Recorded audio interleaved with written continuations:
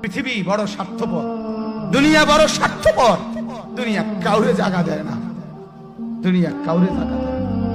এত মজবুত পাইলিং করে যেই বিল্ডিং বানাইলাম, দুনিয়া তারে থাকতে দেয় না।